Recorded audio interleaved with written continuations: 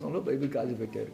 అందులో ఉమ్మడి ఆంధ్రప్రదేశ్ 1994లో హైదరాబాద్లో బైబిల్ కాలేజీ పెట్టారు. 33 ఎకరాల స్థలం కొన్నారు. నేను ఆ బైబిల్ కాలేజీలో ప్రిన్సిపాల్గా 11 సంవత్సరాలు పనిచేశాను. వేల మంది యవనస్తులను సేవకులుగా తర్ఫీ చేసే భాగ్యం నచ్చారు. అది కూడా వదిలిపెట్టాను. లండన్ వెళ్ళాను, లండన్లో చదువుకున్నాను. ఆఫ్రికా వెళ్ళాను, ఆఫ్రికాలో తర్ఫీలు పొందాను. అతను నేనే 1-2 సంవత్సరాలు హైదరాబాద్లో బైబిల్ కాలేజీ నడిపించి ప్రస్తుతం నేను సేవకుల్ని ప్రోత్సహించుట ఆ మిషన్లో, ఆ జీవితంలో ఉన్నాను. ఇది నా గురించిన నేపథ్యం. నేను హైదరాబాద్లో ఉంటాను. నాకు భార్య, 3 పిల్లలు. చిన్న ప్రార్థన చేసుకుందామా? తల్లి వంచండి, ప్రార్థన చేసుకుందాం. తండ్రి, నీ బిడ్డలు తోడుకొచ్చే వందనాలు. నేను కూడా నీ సేవకుడిని, మేమందరం నీ సేవ చేసేవాళ్ళం. నాతో మాట్లాడు, మా అందరితో మాట్లాడు. మేలైన మాటలు, జీవము గల మాటలు, లేఖనాలు, ప్రవచన మాటలు మా అందరితో మాట్లాడు. మీ కృపకు, మీ దయకు అప్పగిస్తున్నాం. సహాయం చేయి. మీరేం మాట్లాడతారో స్పష్టంగా, సూటిగా, తేటగా అర్థమయ్యేటట్టు సహాయం చేయండి. మాకున్న ఆయన వెలితిని తెలుసు. సహాయం చేయండి. మీ కృపకు అప్పగిస్తున్నాం. ఏది మీకు అడ్డం కాదు. మీరు సహాయం చేయి. యేసు నామములో ప్రార్థించుచున్నాము తండ్రి, ఆమేన్. మన ధ్యానం నిమిత్తమా యెహోషువ గ్రంథం చాప్టర్ 1 verse 9, 1వ అధ్యాయం. యెహోషువ గ్రంథం 1వ అధ్యాయం 9వ వచనం చదువుకుందాం. యెహోషువ గ్రంథం 1వ అధ్యాయం 9వ వచనం చదువుకుందాం. నేను నీకు ఆజ్ఞ ఇచ్చి ఉన్నాను కదా. మీకు కనబడుతుందో లేదో? నాకు కొంచెం కనబడుతుంది. నేను నీకు ఆజ్ఞ ఇచ్చి ఉన్నాను కదా, నిబ్బరము కలిగి ధైర్యంగా ఉందుము, దిగులు పడకుము, జడియకుము. నీవు నడుచు మార్గం అంతటిలో నీ దేవుడైన యెహోవా నీకు తోడై ఉండును. నేను ఈ నూతన సంవత్సరంలో నేను వాక్యాన్ని చెప్పాను. అందులో ఏ వాక్యం చెప్పానంటే, నా సన్నిధి నీకు తోడుగా వచ్చును. నేను దేవుని సేవలో చాలా సంవత్సరాలు ఉన్నాను. దేవుడు అంటే నాకు చాలా ఇష్టం. బైబిల్ అంటే నాకు చాలా ఇష్టం. దేవుని కొరకు జీవించాలని, పరిగెత్తాలని, అలసిపోవాలని, కరిగిపోవాలని నాకు చాలా ఇష్టం. అయితే ఈ చదివినప్పుడు నేను ఎంతగానో ఉత్తేజించబడ్డాను. సేవకులంగా మీ దగ్గరకు తీసుకొస్తాను, మీరు కూడా మేలు పొందుకుంటారని. దైవజనుడు అయిన మోషే చనిపోయాడు. ఈ యొక్క బ్యాక్గ్రౌండ్ ఏంటంటే, దైవజనుడు అయిన మోషే చనిపోయాడు. ఎంత గొప్ప సేవకులైనా, దైవజనులైనా, ఎంత పరిచర్య అద్భుతంగా చేసినా, దేవుడు నరులారా తిరిగి రండి అంటే ఆయన దగ్గరికి వెళ్ళిపోవాల్సిందే. ఆ తరువాత ఈ భారమంతా ఎవరి మీదకి వచ్చిందంటే యెహోషువ మీదకి వచ్చింది.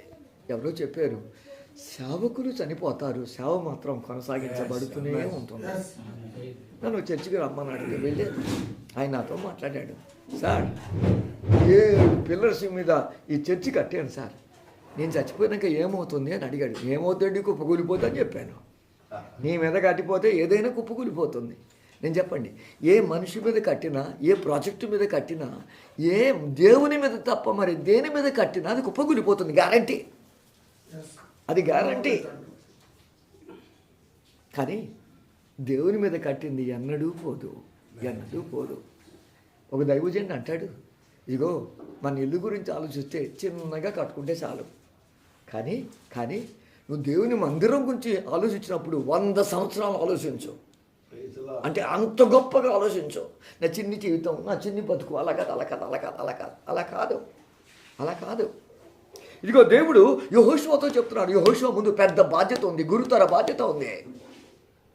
దాదాపు యెహోషువ వయస్సుని అంటున్నాను 40 సంవత్సరాలు ఐగుప్తు దాస్యంలో బ్రతికాడేమో, 40 సంవత్సరాలు అరణ్యంలో తిరుగులాడాడు. 40, 80 దగ్గర 80 సంవత్సరాల వయసులో అతను. నాకేమర్థమైంది తెలుసా? దేవుని సేవ చేసే సేవకులకి నో రిటైర్మెంట్. ఈ లోకంలో ఉన్న వాళ్ళకి రిటైర్మెంట్ అవుతాయి, కానీ దేవుని సేవ చేసే వాళ్ళకి ఏమీ రిటైర్మెంట్ రాదు. ఇదిగో దేవుడు ఎవరితో మాట్లాడుతున్నాడు? యెహోషువతో మాట్లాడుతున్నాడు. ఏమని మాట్లాడుతున్నాడో చదువుతాను. 5వ వచనం చదువుతున్నాను. మనం మొదటి అధ్యాయంలో ఉన్న 5వ వచనం చదువుతున్నాను. నీవు బ్రతుకు దినములన్నిటను ఏ మనుషుడును నీ ఎదుట నిలువలేదు ఉండును, నేను మోషేకు తోడైనట్లు నీకును తోడయుందును, విడువను, ఎడబాయను, నిబ్బరము కలిగి ధైర్యముగా ఉన్నాము. చాలండి. ఇదందరినీ మనకందరికీ తెలిసిన మాటలే మీ దృష్టికి తీసుకొస్తున్నాను. దేవుడు ఏమని చెప్తున్నాడు తెలుసా? ఇదిగో యెహోషువ, ఇంగ్లీష్లో జాషువా అంటారు, జాషువా నేను నీకు తోడై ఉంటాను అంటే ఎదుకే చెప్పొచ్చు కదా, అలా చెప్పట్లేదు. మోషకు ఎలాగ తోడై ఉన్నానో నీకు ఎలా తోడై ఉంటాను. మోషే గారి యొక్క పరిచారకుడు ఈయన. తన గురువు గారు ఎవరంటే మోషే గారు. సామాన్యంగా శిష్యుడంతా ఎప్పుడు అనుకుంటే మా గురువు గారు లాగా ఉండాలని కోరుకుంటూ ఉంటారు. అంతే కదండి. మోషే అనగానే అవుతుందో నాకు అర్థమయ్యేది, భూలోకం అందరిలో మిక్కిలి సాత్వికుడు. మనందరికి తెలిసిన మాటలే. అంతేకాదు దేవుని ఇల్లంతటిలో నమ్మకమైన వాడు. ఈరోజు కొంచెం రాగానే అయ్య బాబు, కొంచెం డబ్బులు రాగానే, కొంచెం కారు రాగానే, కొంచెం పదవి రాగానే, కొంచెం ఆత్మ రాగానే, కొంచెం వరాలు కాగానే అయ్య బాబోయ్ నాలాంటి వాడు లేడు అనుకుంటాడు. ఎంతమంది లేరు అసలు బైబిల్లో మనం చూస్తున్నాం. ఆ ముందు కానీ ఆ తర్వాత కానీ దేవుని ముఖాముఖిగా చూసిన గడిపిన వ్యక్తి మరొకరు లేరు.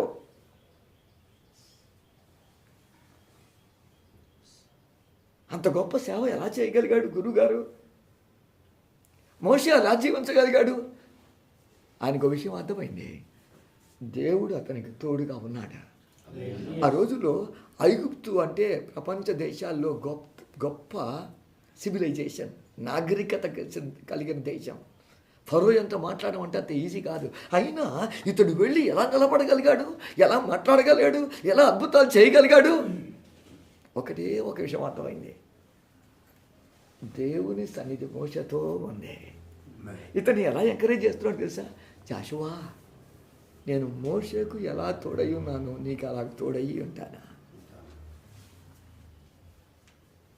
ఆది నుంచి చివరి వరకు కూడా దేవుడు చెప్తున్నాడు, నేను నిన్ను విడువను, నిన్ను ఎడబాయను, నేను నీతోనే ఉంటాను, నువ్వు నన్ను విడిచిపెడతావు. నా జీవితం గురించి ఆలోచిస్తే రెండే మాట కనబడతాయి. ఒకటి దేవుడి విశ్వసనీయత, నమ్మకత్వం, నా యొక్క అవిశ్వాసం. రెండే కనపడతాయి నాకు. ఎన్నిసార్లు చెప్పాను, ఈ ఒక్కసారి ప్రభు లేపటానికి సహాయం చేయను ఆయన, లేవటానికి ప్రాజెక్టానికి సహాయం చేయను ప్రభు, ఈ ఒక్కసారి పడిపోయాను ప్రభు, లేవటానికి సహాయం చేయి. ఎన్నిసార్లు ఆయన విశ్వసనీయత గొప్పది, ఆయన నమ్మకత్వం గొప్పది. నేను అంటూ మాటికి ఎన్నిసార్లు పడిపోయానో. నా సన్నిధి నీకు తోడుగా వస్తుందంటే, నా సన్నిధి నీకు తోడుగా ఉంటుంది. ఇదిగో దేవుడు యోసేపుతో తోడుగా ఉన్నాడు, యోసేపు దీవించబడ్డాడు. దావీదుతో తోడుగా ఉన్నాడు, దావీదు సైన్యం మహాదేవుని సైన్యం వల్లే వర్ధిల్లుతూ వచ్చింది. దానియేలుతో ఉన్నాడు, బబులోనులో దేవుడు హెచ్చించాడు. నాకేం కావాలి? నూతన సంవత్సరంలో వస్తువులు కావాలా, డబ్బులు కావాలా, కార్లు కావాలా, సుఖ సౌఖ్యాలు, భోగభాగాలు, భాగ్యాలు, పేరు ప్రతిష్టలు, గౌరవ మన్ననలు కావాలా? నో, ఏముంటే చాలు తెలుసా? దేవుని సన్నిధి నాతో ఉంటే చాలు, దేవుని సన్నిధి నాతో ఉంటే చాలు, దేవుని సన్నిధి నాకు తోడుగా ఉంటే చాలు. వేల మంది ఎవరస్తులు తర్ఫీదు చేశాను కదా. ఓ స్టూడెంట్ నా ఎదుగుకి వచ్చి, సార్ ఎక్కడ పోతే అక్కడ కార్యాలు, అద్భుతాలు, సూచక్రియలు జరగాలి సార్, ఏం చేయాలి సార్? నాకు ట్రిక్స్ చెప్పండి అని చెప్పాడు. ఏం చెప్పాలంటే ట్రిక్స్ చెప్పాలి. ఎలా చేయాలి, ఏం చేయాలి చెప్పండి సార్. నేను చెప్పాను ఒకటే, దేవుడు నీతో ఉంటే చాలా, అంతే. దైవ సన్నిధి నీతో ఉంటే మిగతా ఏది ఆశించొద్దు. దేవుడు తప్ప దేన్ని చూడొద్దు, దేవుడు తప్ప దేన్ని ఆశించకూడదు. ఒక సెమీ క్రిస్మస్ నన్ను రమ్మన్నారు. అక్కడ నేను కూర్చున్నాను.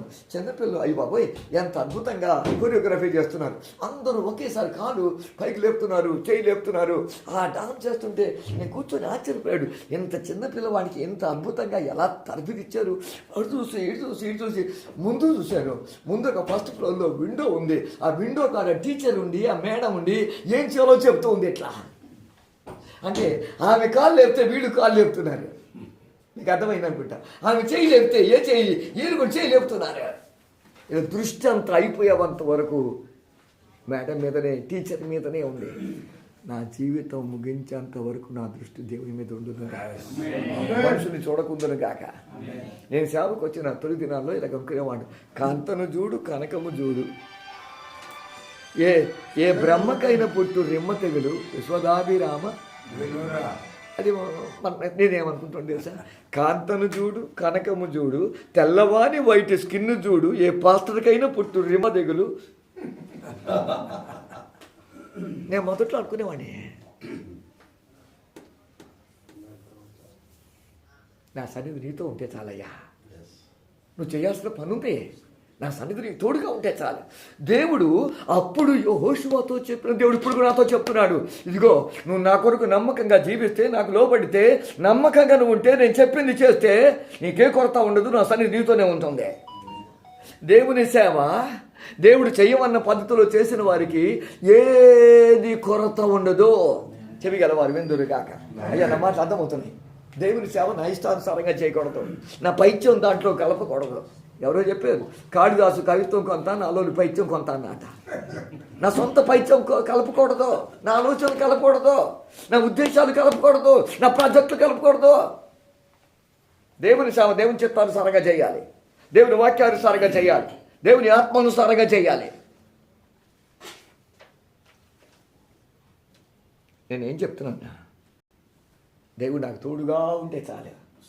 ఏ లోయగుండా పోయినా పర్వాలేదు, ఏ కొండెక్కినా పర్వాలేదు, ఎక్కడున్నా ప్రతికూల పరిస్థితుల్లో పర్లేదు.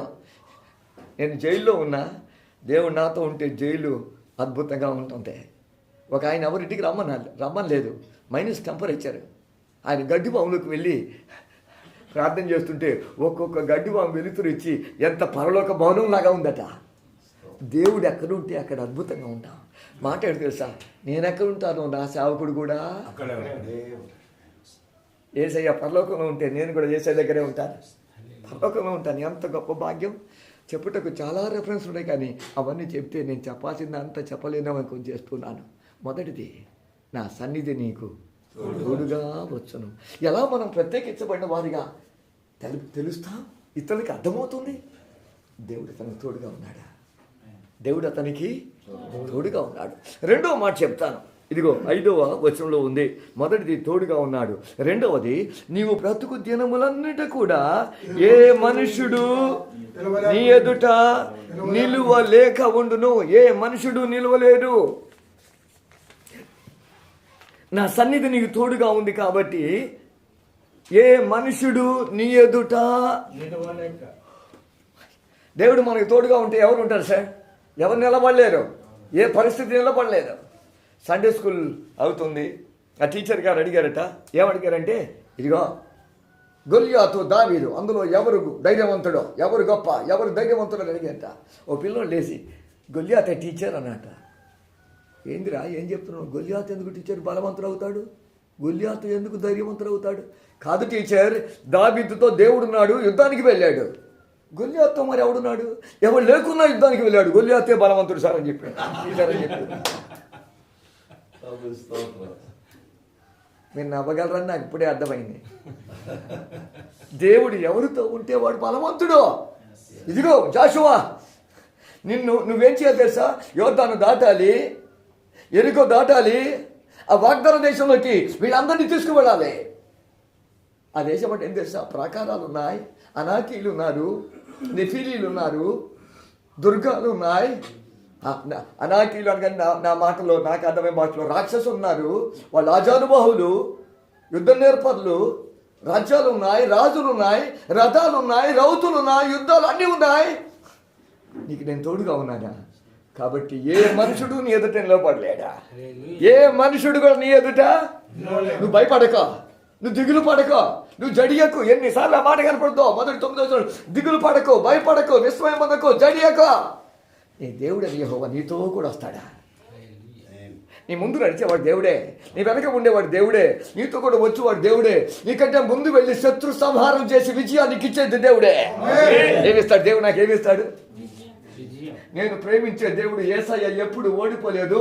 యేసయ్య నమ్ముకున్న వారిని కూడా ఎప్పుడు ఇట్లా కొట్టాను గట్టిగా ఓడిపోని కూడా.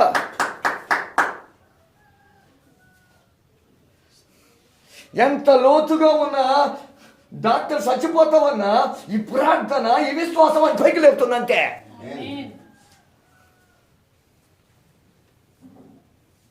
యాషువా వాళ్ళని చూసి, వాళ్ళ యుద్ధ తంత్రాలు చూసి, యుద్ధ వ్యూహాలు చూసి, యుద్ధ ఆయుధాలు చూసి, రథాలు చూసి, రాజ్యాన్ని చూసి, డోంట్ వరీ, ఫియర్ నాట్, నువ్వు భయపడకో. మేము హైదరాబాద్ ఒక మాట అనుకుంటాం, ఎవడు భయపడ్డాడో వాడు సచ్చినతో సమానమే. నువ్వు భయపడకో. యుద్ధాలు చేయాలి, పోరాటం చేయాలి. నేటి కాలంలో ఏం కనపడుతుందంటే ఆరాటమే కనపడుతుంది, పోరాటం తక్కువైపోయింది. ఎవడు 1000 రూపాయలు ఇస్తాడా, ఎక్కడ 5000 వస్తాయా, ఎక్కడ బోర్డు పెట్టుకోవాలా, ఏంటి ఈ కడుపు వేదన, ఈ కడుపు తిప్పన ఎక్కువైపోయింది. నేను అనుకుంటాను, ఎవడైనా ఒకడు ఒక గంట ప్రార్థన చేస్తే వాడు భూమికి 1 అడుగు ఎత్తులో ఉంటాడా? 2 గంటలు ప్రార్థన చేస్తే భూమికి 2 అడుగుల ఎత్తులో ఉంటాడా? ఎవడైనా 4 గంటలు ప్రార్థన చేస్తే వాడిని నరుని సహాయం అక్కరా లేదో? నేను నీకు తోడుగా ఉంటాను. ఎన్ని రాజ్యాలు వచ్చినా, ఎంతమంది రౌతులు వచ్చినా, డు నాట్ వరీ. యుద్ధం చేసేవాడు నేనే. యుద్ధం చేసేది దేవుడు, జయం ఇచ్చేది మనకు. నాకు ఎలా ఉంది, నాకేమనిపించింది తెలుసా? అత్తగారు సొమ్ముడు అల్లుడు దారి చేశాడు. జయం ఇచ్చేది, పోరాడేది, అందులో ఆశీర్వాదాన్ని అనుభవించేది. నేను అనుకుంటాను, దేవుడు బాగు చేస్తాడు, డాక్టర్ పేరు తీసుకుంటాడు. బాగు చేసింది దేవుడు సార్, బాగు చేసే దేవుడు సార్. డాక్టర్లు చేయలేని అసాధ్యమైన సుసాధ్యం చేసి బాగు చేసే దేవుడు సార్.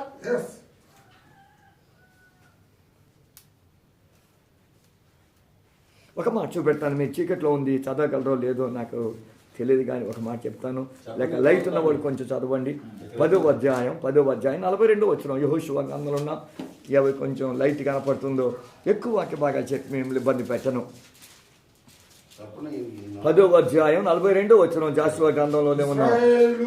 దేవుడైన యెహోవా ఇశ్రాయేలు పక్షముగా యుద్ధము చేయుచుండెను కనుక ఆ సమస్త రాజులు వారందరూ వారి దేశమును యెహోషువ ఒక్క దెబ్బతోనే, అయ్యా మీ బైబిల్ మాట ఉందో, ఒక్క దెబ్బతోనే. ఎన్ని దెబ్బలు? నా ప్రశ్న, 2 దెబ్బలా 20 దెబ్బలా? మోషే 2 రాజులను ఓడించాడు, యెహోషువ 32 మంది రాజులతో ఫైట్ చేశాడు. క్రైస్తవ జీవితం అంటే ఫైటింగ్ జీవితం. నువ్వు హాయిగా యేసు ప్రభువుని నమ్ముకున్నావా, నీ జీవితం సౌఖ్యంగా ఉంటుంది, సుఖంగా ఉంటుంది, నమ్మకంగా ఉంటుంది. నువ్వు పోయినంత కూడా, పట్టినంత కూడా బంగారం అవుతుంది, నీకు ఏముండదు, నెమ్మదిగా ఉంటావు. ఎక్కడన్నా బైబిల్ ఆ మాట ఉందా సార్? ఎక్కడన్నా నేను ఆ మాట ఉందే చాలా జాగ్రత్తగా సంవత్సరానికి ఒకసారి బైబిల్ చదువుతాను. జనవరిలో మొదలు పెడతాను, డిసెంబర్లో ముగిస్తాను. ఎక్కడ మాట లేదో. ఇదిగో రాజు వెనక రాజు 32 మంది రాజులతో యుద్ధం చేసిన ఆ రాజులందరినీ ఒక్క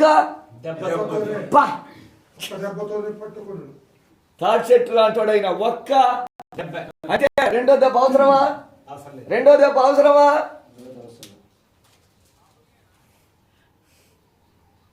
ఎందుకంటే ద సీక్రెట్ ఏంటి చెప్పనా? దేవుడు తోడుగా ఉంటున్నాడా, దేవుడు యుద్ధం చేస్తున్నాడా.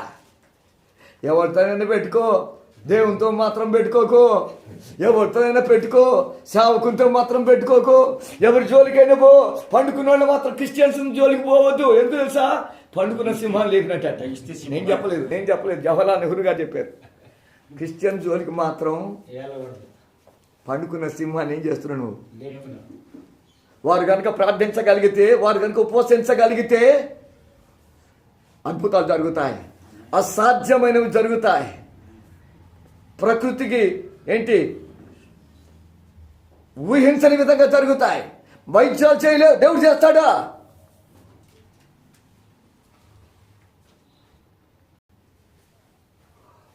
నా సన్నిధి నీకు తోడుగా వచ్చును. 2వది, నేను తోడుగా ఉన్నా కాబట్టి ఏ మనుషుడు నీ ఎదుట. వీళ్ళ దగ్గర ఆయుధాలు లేవు, వీళ్ళ దగ్గర రథాలు లేవు, కనీసం వెపన్స్ కూడా లేవు. వీళ్ళకున్నదంతా ఏం తెలుసా? ఈ శారీరక దేహదారుఢ్యం ఉండొచ్చు. ఏం తొక్కారు వాళ్ళు? ఐగుప్తులో ఉన్నప్పుడు ఏం చేశారు? మట్టి తొక్కి బహుశా దేహదారుఢ్యం 6 ప్యాకో 7 ప్యాకో, మనకు 70 ప్యాక్ ఉంటే వాళ్ళకి 8 ప్యాకో అట్లా ఉండొచ్చాము అంతే తప్ప దేవుడు వారికి తోడుగా ఉన్న యుద్ధంలో జయించే దేవుడా. నా సేవలో నాకు దేవుడు తోడుగా ఉండును గాక. అంధకార శక్తుల మీద అధికారం ఇచ్చును గాక, దురాత్మల మీద అధికారం ఇచ్చును గాక, ప్రతి వ్యాధి మీద బలం మీద అధికారం ఇచ్చును గాక, దీర్ఘకాల వ్యాధులు నిర్మూలమైపోవును గాక. సార్ ఒక్క నిమిషం సేవ చేసుకుంటూ అద్భుతాలు వద్దు, కార్యాలు వద్దు, సూచకులు వద్దు అనుకుంటూ బతికితే సరిపోతుందా? రీసెంట్గా నేను విన్నాను, ఒక పేరు పొందిన పాస్టర్ గారికి ఓ చిన్న ఆయన వచ్చేసి అన్న ఇది చూడనంట చూశాడు, అక్కడ చేయి పెడితే టపిన వాడు కింద పడిపోతున్నారంట. పవర్ఫుల్ అని చెప్పాడు పెద్ద ఆయన. చూసావా అన్న కూడా మెచ్చుకుంటాడు, పవర్ఫుల్ అంటే. అతను చిన్న ఆయన ఈయన అడిగాట, పవర్ఫుల్ అని చెప్పాను, ఎవరు పవర్ఫుల్ అని అడగవేంటి అని అడిగాట పెద్ద ఆయన. చిన్న చెప్పి ఎవరు పవర్ఫుల్ ఏంటన్నా చూస్తుంటే నీకు అర్థం కావట్లేదా, కింద పడేస్తున్నాడు, ఇట్లా పడగానే పట్టుకోవట్లేదు కూడా, ఇట్లా అనగానే కింద పడిపోతున్నాడు, ఆయన పవర్ఫుల్. నేను అట్లా లేదురా, కింద పడగొట్టినోడు పవర్ఫుల్ కాదు, పైన లేపినోడే పవర్ఫుల్. వాలంటీర్లు పైకి లేపుతున్నాయి కదా, వాళ్ళే పవర్ఫుల్ అని చెప్పాట. అది చెప్పడానికి వినటానికి హాస్యాస్పదంగా ఎంజాయ్మెంట్ బాగా ఉంది. కానీ దయ్యాలు వచ్చినప్పుడు, దురాత్మలు వచ్చినప్పుడు, రోగాలు వచ్చినప్పుడు నేను పట్టుకోపోయినా వాటిలోంచి విడుదల ప్రజలకు వస్తుందా? ఒక్క వ్యక్తి దీర్ఘకాల వ్యాధితో బాధపడితే ఆ వ్యక్తిని స్వస్థపరిస్తే కుటుంబం రక్షించబడుతుంది. ఈ రోజుల్లో మనం సానుభూతితో బతుకుతున్నా, దేవుని శక్తి ప్రదర్శనతో లేదా.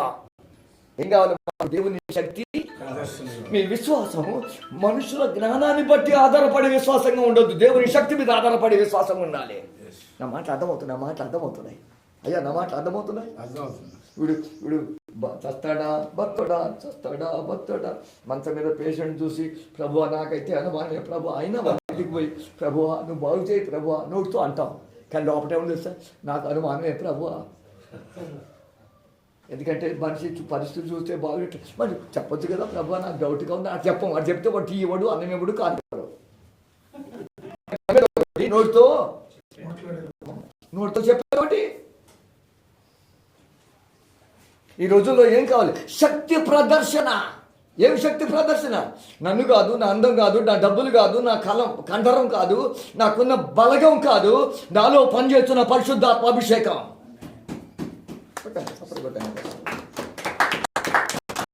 ఆడెవరు కానీ, రాజు కానీ, రవలప్ప కానీ, అధిపతులు కానీ, నాయకులు కానీ, ఎవరన్నా కానీ దేవుడు తర్వాతే వాళ్ళంతా. నాకున్న మంచి చెడ్డ లక్షణం చెప్తాను. అక్కడ ఉంటే ఎంత చిన్నవాళ్ళు వచ్చినా, ఈవెన్ బ్రేకర్స్ వచ్చినా ఎంతో గౌరవంగా, ఎంత మెసెంజర్ వచ్చినా, అటెండర్ వచ్చినా అంత మాట్లాడతాం. కానీ ఒకసారి ఇక్కడికి వచ్చానంటే నేను సర్వాధికారి అయిన దేవుని యొక్క అంబాసిడర్ని, ప్రతినిధిని, సేవకుడిని. లోకంలో ఉన్న అన్ని ఉద్యోగాల కంటే గొప్ప ఉద్యోగం ఏంటి తెలుసా? దేవుని సేవకుడు. బిల్లీ గ్రాహం గారు ప్రపంచ వ్యాప్తంగా అందరికీ తెలిసిన ఆయన అడిగారు, సార్ అమెరికన్ ప్రెసిడెంట్గా మీరు ఎందుకు పోటీ చేయకూడదు? నేను సర్వోన్నతుడైన దేవుని సేవకుడిని ఆ పెద్ద పోటీ వదిలిపెట్టి ఈ 4 సంవత్సరాలు దీని కొరకు రావాలి, నా ఇంతగా దిగిరానని చెప్పాట. మనమేమో ఆ చిన్న దాని కొరకు ఎంత పరిగెడుతున్నామో.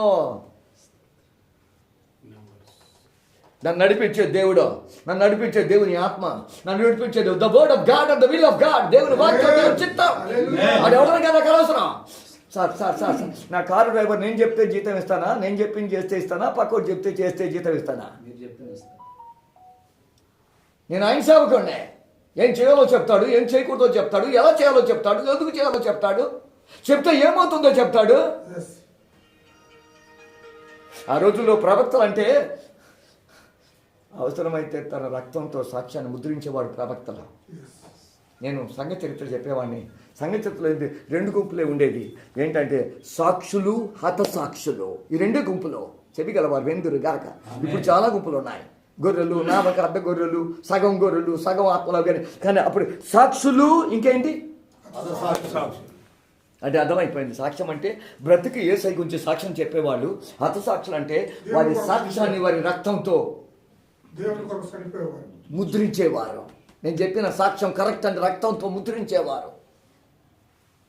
ఈరోజు చాలామంది అయిపోయారు. నేను ఒకసారి హైదరాబాద్లో తలబట్టలు వేసుకుని చర్చికి పోతున్నాను అనుకుంటా, తలబట్టం కనపడితే ప్రైజ్ రాడు అన్నాడు. నాకు అర్థం కాలేదు. మీకు ఇచ్చేదా అన్నాను. కాదు అన్నాడు. మరి ఏంటంటే నేను హెచ్సిఎల్ కంపెనీలో పనిచేస్తా అని అన్నాడు.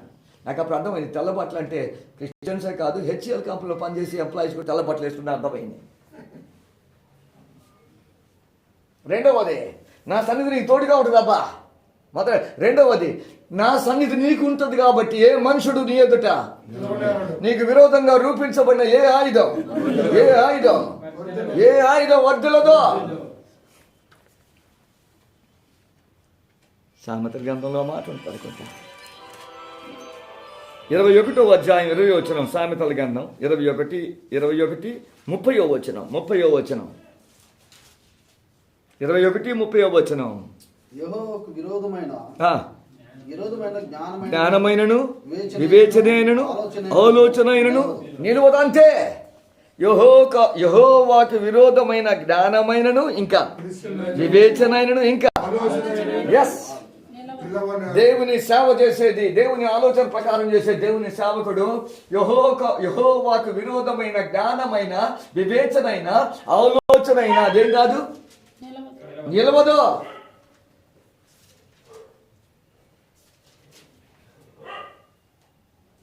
త్వరగా ముందుకెళ్తాను.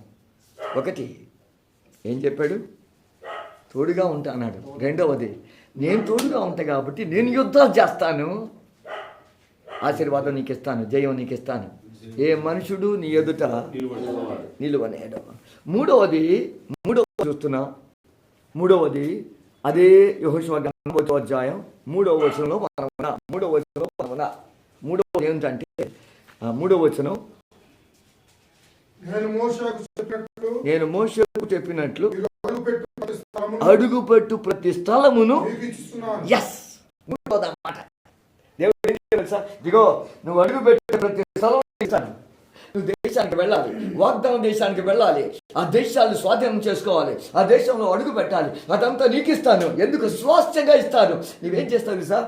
నేను అబ్రహాము, ఇస్సాకు, యాకోబులతో నిబంధన చేసిన దేవుడును, ఆ నిబంధన ప్రకారం స్వాస్థ్యమంతా కూడా దేశమంతా వాళ్ళకి ఇస్తాను. నాకు దేవుడు ఆ కృప ఇస్తే ఎంత బాగుంటుంది సార్. ఏ కృప? నువ్వు అడుగు పెట్టే స్థలం నీది. పో, నేనేం చేస్తాను తెలుసా? దయచేసి నా వైపు చూడండి బిడ్డ, ప్లీజ్ ప్లీజ్ ప్లీజ్.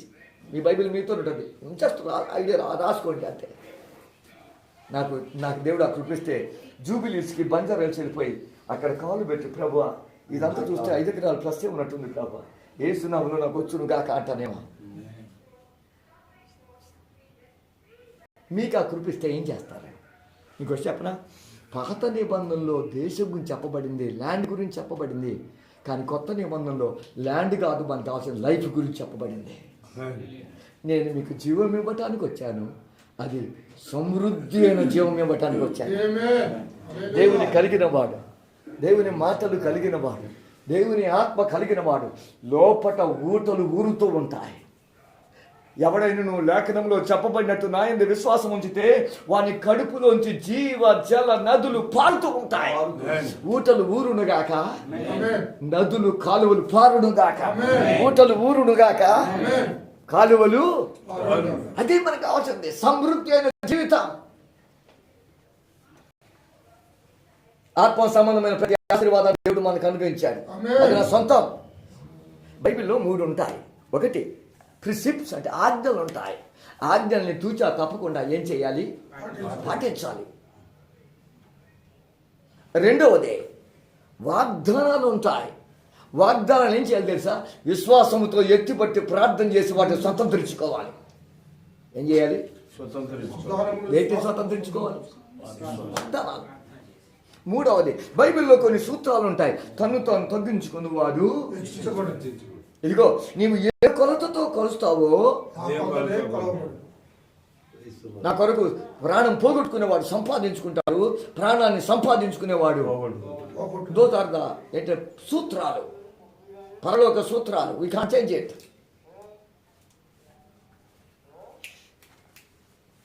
లోతు పక్క వెళ్ళిపోయారు, నువ్వు వెంటనే వెళ్ళిపో. అబ్రహాం నిలిచాడు. ఏం చెప్తున్నాడు? అబ్రహమా పైకి కలిపి చూడు, తూర్పు పడమర ఉత్తర దక్షిణం చూడు, ఇదంతా నీ సంతానానికి చేస్తాను. చూస్తే సరిపోదు. అబ్రహమా, you walk in the land, ఆ దేశంలో సంచరించు. నీవు అడుగు పెట్టిన ప్రతిదీ నీ దేశానికి ఇస్తాను, నీ సంతతికి ఇస్తాను, నీ సంతతికి ఇస్తాను, స్వచ్ఛంగా ఇస్తాను. నేడు చూచుచున్నది నాకు వచ్చును గాక, నేను ప్రార్థించింది నాకు వచ్చును గాక, నేను అడుగు పెట్టింది నాకు వచ్చును గాక, కుటుంబాలు సంపాదించుకుందును గాక, యవన బిడ్డలు సంపాదించుకుందు గాక, తండ్రులు సంపాదించుకుందు గాక, పురములు పట్టుకుందును గాక, దుర్గాలు కూలగొయ్యును గాక, దేవుని సేవకు పరిచర్యకు పరిశుద్ధాత్మక వ్యతిరేకంగా వచ్చి నిలవకుండా కూలిపోవును గాక, కుప్ప కూలిపోవును గాక. నేను సేవకు వచ్చిన 9 దినాల్లో చాలా ఒత్తిడి గురయ్యాను. అది ఉద్యోగం ఏంటి, ఇదేంటి, ఇలా ఎందుకు, సత్యనో భక్తనో అంతగా నాకు ఒకటి వచ్చింది. కలవ నష్టమో తెలియదు. నేను సముద్ర తీరంలో ఉన్నాను, అలలు ఉవ్వెత్తున ఎగిసి వస్తున్నాయి. నేను అనుకున్నాను నా పని అయిపోయింది, ఆ అలలు వచ్చేస్తాయి, అలలు ముంచేస్తాయి, ఇంతటితో నా చాప్టర్ క్లోజ్, నా కథ కంచికి అని అనుకున్నాను. అంత ఎత్తున వస్తున్నాయి, నేను ముచ్చేస్తా, నేను మింగేస్తానంటూ అలలు అంత హోరు నా ఎత్తున వచ్చేస్తున్నాను. నేను కళ్ళు మూసుకొని, ప్రభా సేవకుని వచ్చాను ప్రభా, నా బతుకు అయిపోయింది ప్రభా, నువ్వు తీసుకో ప్రభా అంటే నేను కళ్ళు మూసుకొని ప్లాన్ చేశాను. అది వచ్చేసింది. ఎంత స్పీడ్గా వచ్చిందో అంత స్పీడ్గా ఫిషే వెనక్కి వెళ్ళిపోయింది. అంతే. నాకు అద్భుతం, ఆశ్చర్యం కాదు. నేను చచ్చిపోతా అనుకున్నాను, సేవకి ఏం చేయలేను అనుకున్నాను, నేను పరలోకి వెళ్ళిపోతున్నాను అనుకున్నాను, కానీ సావలేదేంటి? దేవుని ఆత్మ చెప్పింది అవి ప్రౌడ్ వేవ్స్, గర్విష్టి అయిన అలలకి దేవుడు సముద్ర తీరంలో నిత్యమైన ఒక సరిహద్దును ఏర్పాటు చేశాడు. సరిహద్దు యువత నేనున్నాను. అది ఎంత హోరున పొంగుతూ రేపుతూ వచ్చినా ఇది చూడగానే దేవుని నిత్య నిబంధన గీత రాగానే వెనక్కి వెళ్ళిపోతుంది. అంతే. కాబట్టి ముట్టడానికి ఇల్లేదు, తాగటానికి ఇల్లేదు, అభిషేకించబడిన వాడిని పుట్టుకుంటానికి ఇల్లేదు. నా మాటలు మీకు అర్థమవుతున్నాయి. దేవుని సాగుడు గొప్ప. ఇగో అబ్రహామా, నువ్వు కాలు పెట్టింది నీ పిల్లలకు సంతానానికి ఇచ్చేస్తానంటే 400 సంవత్సరాలు పోవడమే దేవుడు చెప్పాడు. దేవుడు ఏమిచ్చాడు? యెహోషువకు ఆయుధాలు ఇవ్వలేదు, ట్రైనింగ్ ఇవ్వలేదు, ఎట్లా కత్తి తిప్పాలి, విల్లంబులు చేయాలి ఇవ్వలేదు. మరి ఇగో దేవుని వాక్యాలు ఇచ్చాడు, వాగ్దానాలు ఇచ్చాడు, ఆజ్ఞలు ఇచ్చాడు. దేవుడు ఒక ఆజ్ఞను ఇస్తే ఆజ్ఞను నెరవేర్చడానికి అవసరమైన సాధన సంపత్తి సామర్థ్యం కూడా దేవుడు ఇస్తాడు. నా మాట అర్థమవుతాం.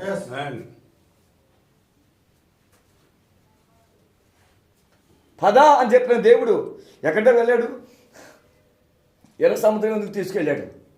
ఎర్ర సముద్రం ముందేమో సముద్రం, వెనకేమో సైన్యం, ముందు నుయ్యి వెనక గొయ్యి పరిస్థితి అయిపోయింది అనుకున్నారు. కానీ దేవుడు అయిపోలేము లేదా? ఎర్ర సముద్రాన్ని పాయలేసి తన ప్రజలు నడిపించాడు, శత్రువులను ముంచేశాడా?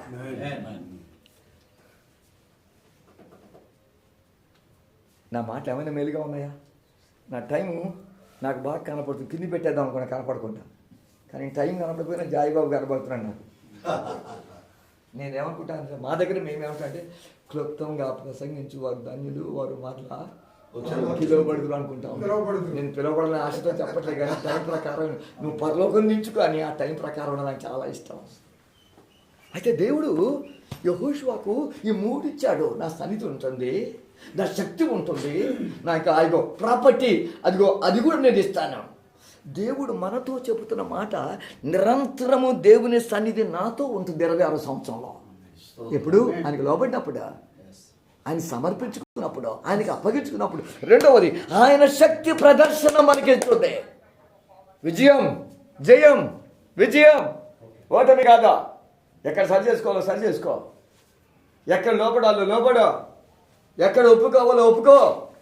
మూడవది, అడుగు పెట్టే అడిగేది కూడా దేవుని సొంతం ఇచ్చుడు గాక. ఏది అడుగుతున్నావో, ఏది ఆశిస్తున్నావో నీ సొంతమవును గాక. కొద్ది సంవత్సరాల కిందట వాళ్ళ న్యూ ఇయర్కి రమ్మన్నారు. నేను వెళ్ళాను. ఇది ఫస్ట్ టైం అని వెళ్ళటం. నేను వాక్యం చెప్తున్నాను, దేవుని ఆత్మ నా మీదకి వచ్చింది. నేను ఆయన వైపు తిరిగి చెప్పాను, డియర్ పాస్టర్, దేవునితో ఈ మాటలు చెప్పమంటున్నాడు.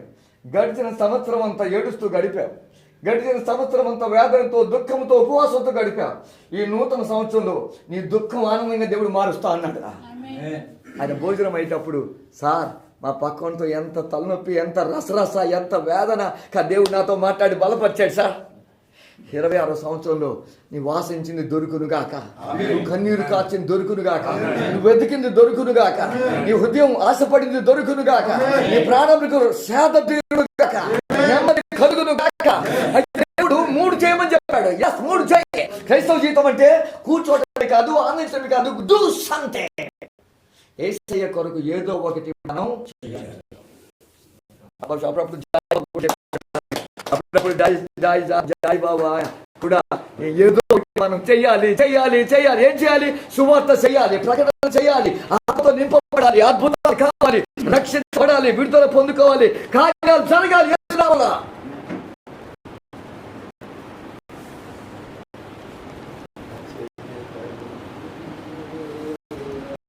వచ్చిందా రాదు? ఇప్పటిదాకా వస్తుందా?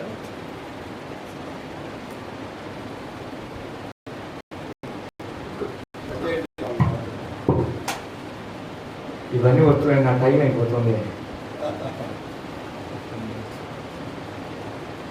అయ్యా 3 వాగ్దానాలు ఉన్నాయి. ఇంకా ఏం చెప్పాడో చెప్తాను. ఏం చేయమని చెప్పేది సార్? ఇదిగో నిబ్బరము కలిగి ధైర్యంగా ఉండు. ఎన్నిసార్లు ఆ మాట రాయబడిందో. ఎలా ఉండాలట? బలహీన పడకో, కుంగిపోకో, నిరసించుకో, నిరుత్సాహాన్ని చోడివ్వకో, నిబ్బరము కలిగి ధైర్యంగా జడియకో, భయపడకో. రథాలను చూసి, రౌతులను చూసి, సైన్యాన్ని చూసి, పట్టణాలను చూసి, రాజ్యాలను చూసి, భయపడకో, విస్మరణకో, దిగులు పడకో. నీతో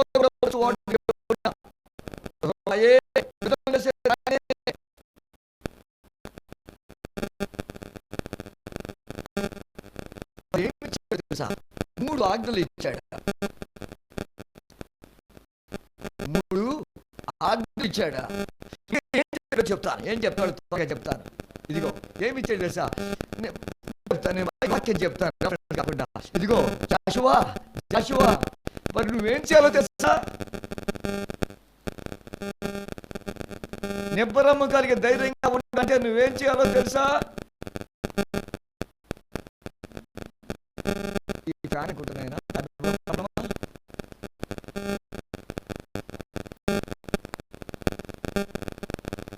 నువ్వు నిబ్బరము కలిగి ధైర్యంగా ఉండాలి. జడియొద్దు, భయపడద్దు,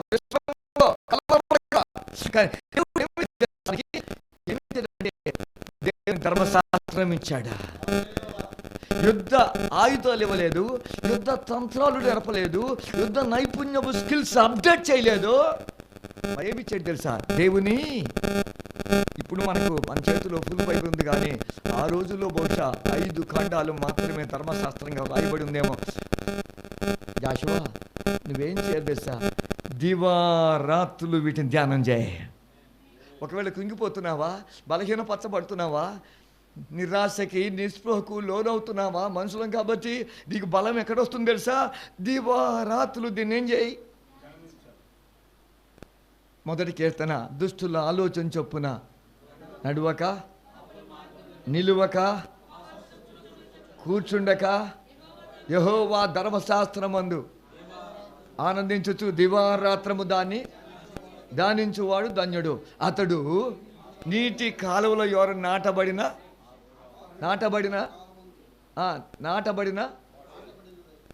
తను చెట్టు వలె ఉంటాడు. ఆకువాడుగా తన కాలమందు ఫలమించు చెట్టు వలె ఉంటాడు. అతడు చేయనిదంతయు నాకు చాలా ఇష్టం. అక్కడ నేను పెట్టుకుంటాను. అతడు అంటే నా పేరు పెట్టుకుని, నా పేరు జాస్పర్. జాస్పర్ చేయనిదంతా సఫలమవుతుంది. అతడు ఏంటి? నేను మొదటి కీర్తన నేను ప్రసంగం చేస్తే ఇలాగ నా టైటిల్ పెట్టుకుంటాను, చెట్టు పొట్టు. మొదటి ఏముంది తెలుసా? చెట్టు. తర్వాత ఏముంది తెలుసా? పొట్టు. ఇగో చేయొద్దన్నవి చేయకుండా దేవుని ధర్మశాస్త్రమందు ఆనందించుచు ధ్యానించితే వాడు చెట్టులాగా ఉంటాడా? నీతిమంతులు అలాగుండగా గాలి చెదరగొట్టు చెట్టు పొట్టు. నేను పొట్టునా? పొట్టు అంటే ఈ సంఘానికి వెళ్ళిపోద్ది, ఆ సంఘానికి వెళ్ళిపోద్ది, అక్కడ వెళ్ళిపోతాడు, ఇక్కడికి. అక్కడ ఒక ఆమె చెప్తుంది, విజయవాడ కూటాలకు పోయి వచ్చానండి. అది అవునా? ఏం విన్నాం? అక్కడ సాంబార్ వేస్తారండి, దరిద్రపు సాంబార్ తినటానికి హైదరాబాద్ నుంచి విజయవాడ పోయి వచ్చిందట, సాంబార్ తాగటానికే. పొట్టా చెట్టా? యెహోవా నాటిన చెట్టు వలె ఉందునుగాక, యెహోవా నాటిన కొమ్మ వలె ఉందునుగాక, యెహోవా ఆత్మ కలిగి ఉందునుగాక. తమ దేవుని ఎరుగువారు బలము కలిగి గొప్ప కార్యములు చేయుదురు గాక. ఏం చేయాలి నువ్వు? ఏం చేయాలి? దివారాత్రులు దీని గురించి ఏం చేయాలి? నువ్వు ధ్యానం చేయి, ధ్యానం చేయి. మీతో 5 నిమిషాలు మాట్లాడితే 5 సంవత్సరాల తర్వాత మీరు ఏమవుతారో, ఎక్కడ ఉంటారో చెప్తాను. అంటే దేని గురించి నువ్వు మాట్లాడుతున్నావు? దేనితో నింపేసుకున్నావు హృదయం అంతా? దేనితో హృదయం అంతా, మనసంతా నింపేసుకున్నావు? కొంతమంది డబ్బుతో నింపబడుతున్నారు, డబ్బుతో నడిపించబడుతున్నారు. కొంతమంది ప్రాజెక్ట్స్తో నింపబడుతున్నారు, ప్రాజెక్ట్స్ చేత నడిపించబడుతున్నారు.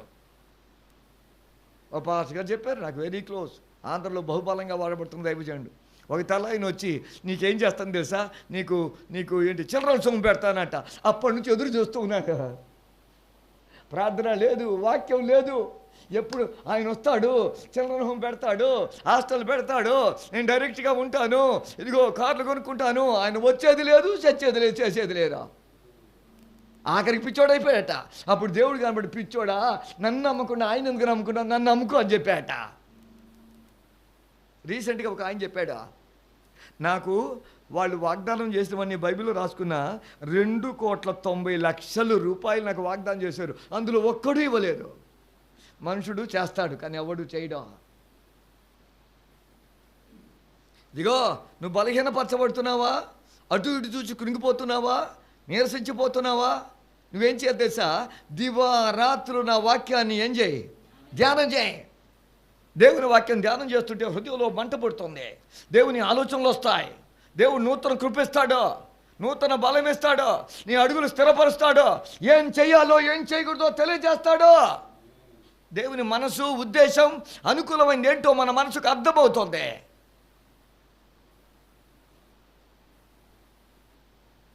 ఇది కాకుండా మనల్ని లోకంలో కృంగదీసేవి చాలా ఉన్నాయి. మనుషుల మాటలు చాలా కృంగదీస్తాయి.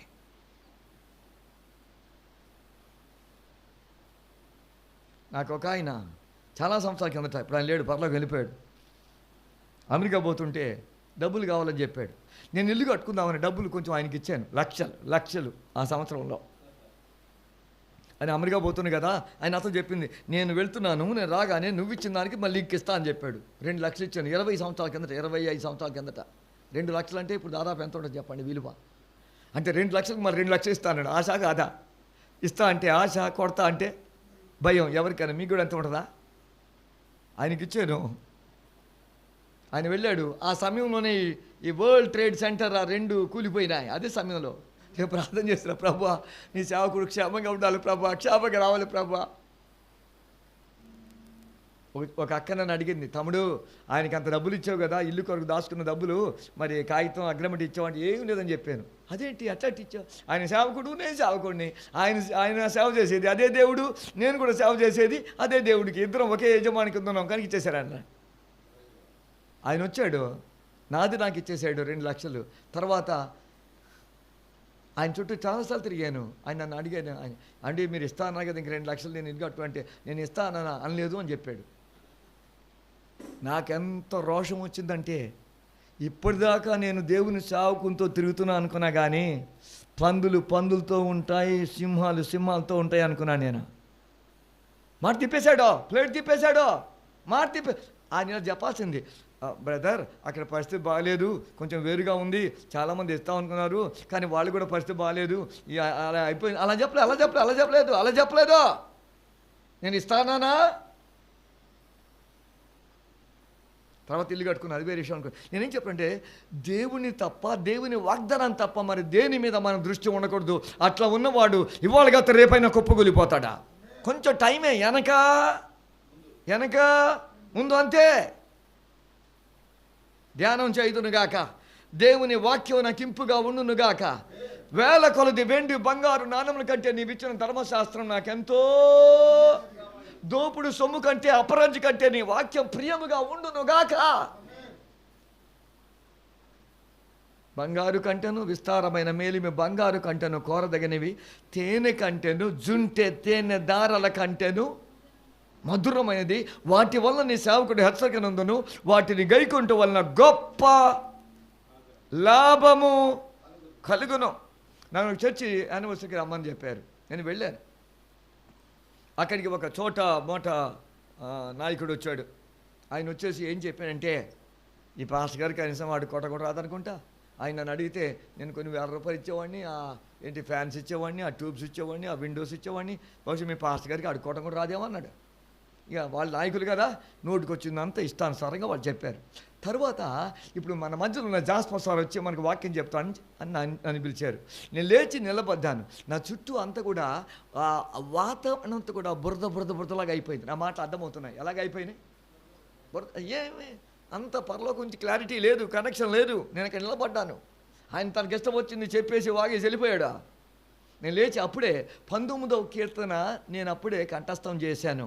19వ కీర్తన నేను చదువుతూ ఉన్నాను. ఇగో ఎక్కడ యెహోవా యందలి భయం పవిత్రమైనది, నిత్యము నిలుచును.